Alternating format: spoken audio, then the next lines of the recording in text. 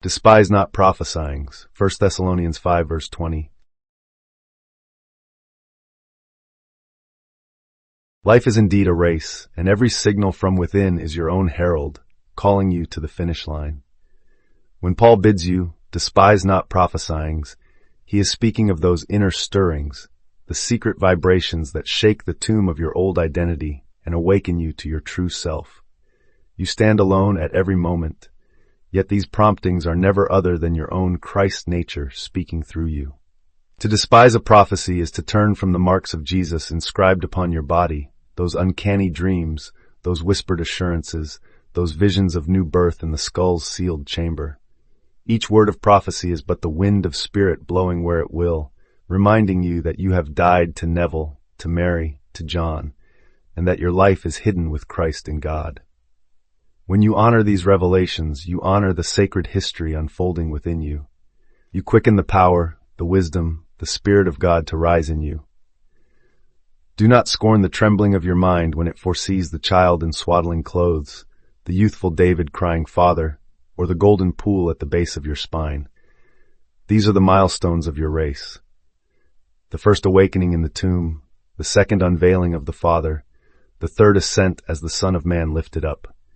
Each prophecy is a stepping stone to the crown of righteousness laid up for you. Despising them is resisting your own victory.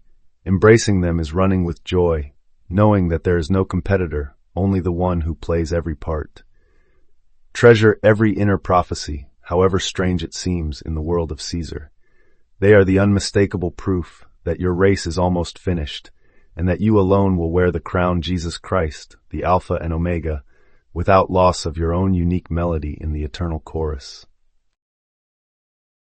This brief injunction points us inward, to the subtle dialogue between our conscious A and the deeper field of awareness, what Neville calls our inner being. Here prophesying refers not to predicting a fixed future, but to hearing and honoring the small, intuitive promptings of imagination. Psychologically, the verse describes the transition zone where inspiration bubbles up from the subconscious into conscious thought. Ignoring it means cutting off your own creative guidance system. Prophesying is simply using imagination as speech to the unseen mind. When you entertain a vision, an idea of who you are or what you desire, you are literally speaking to your subconscious the blueprint of your next experience.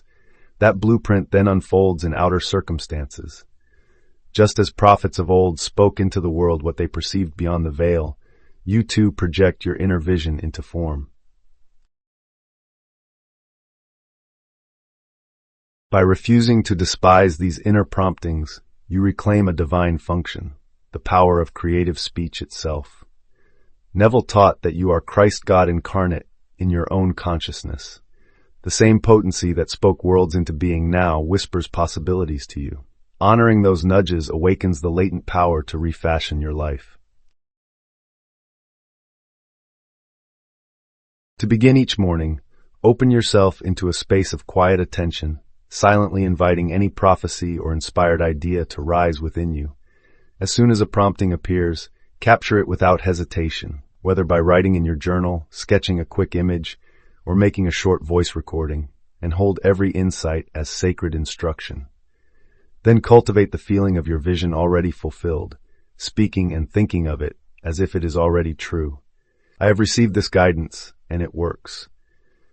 By honoring these small inspirations first, you gently test the channel, allowing your confidence to grow and paving the way for even greater manifestations. As you consistently refuse to despise prophecy, your own inspired imaginings, you step fully into the reality of Christ as the universal creative principle at the core of your being. From that moment on, life becomes a joyful unfolding of your own divine speech, and in this creative flow, no one ever comes in second.